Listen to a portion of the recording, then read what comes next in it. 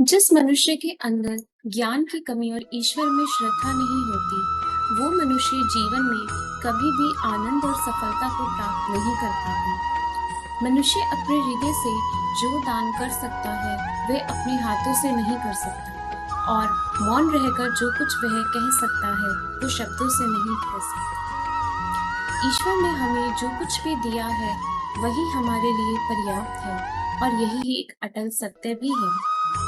इस संसार में हम खाली हाथ आए थे और खाली हाथ ही जाएंगे।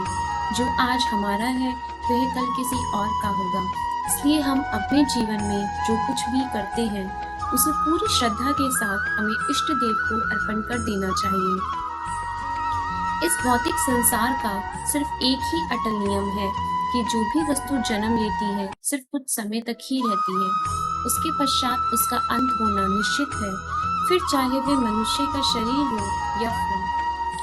इंसान को जीवन में अपने इच्छाओं के अनुरूप जीने के लिए जुनून की आवश्यकता होती है, वरना हर इंसान की परिस्थितियां तो हमेशा विपरीत ही होती हैं। जीवन की सफलता हर उम्र छोटी प्रयासों का योग होता है, जिसे मनुष्य हर रोज करता है।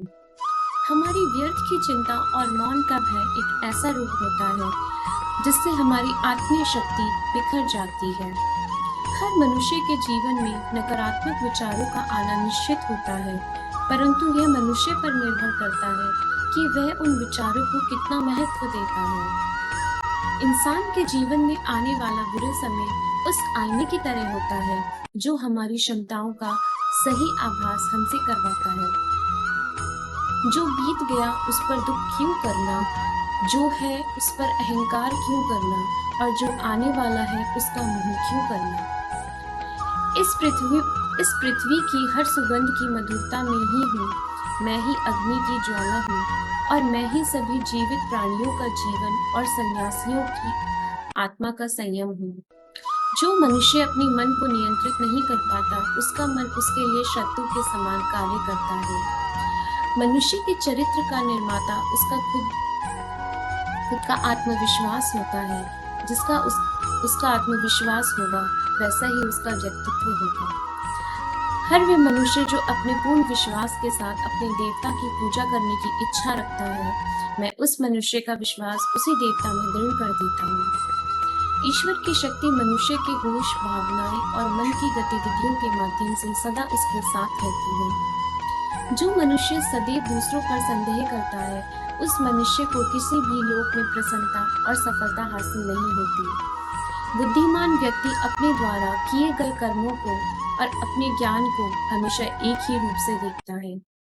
बुद्धिहीन व्यक्ति के लिए सोने और जिंदगी में कोई फर्क नहीं होता। मैं अपने कर्मों से बंधा हुआ नहीं हूँ, क्योंकि मुझे मेरे द्वारा किए गए कर्मों के प्रतिफल की कोई इच्छा नहीं है। ईश्वर से किए गए प्रार्थना से इंसान की परिस्थितियां तकदीर बदले या ना बदले, पर उस प्रार्थना से इंसान के चरित्र में जरूर बदलाव आता है। हमें खुद सोचना चाहिए कि खुद में बदलाव लाना कितना कठिन है, तो फिर क्यों ना हम दूसरों में बदलाव लाने को सरल सोचते हैं। किसी भी कार्य को सफलतापूर्वक करने के लिए जो प्रेरणा का सूत्र है, वह सिर्फ हमारे विचार होते हैं।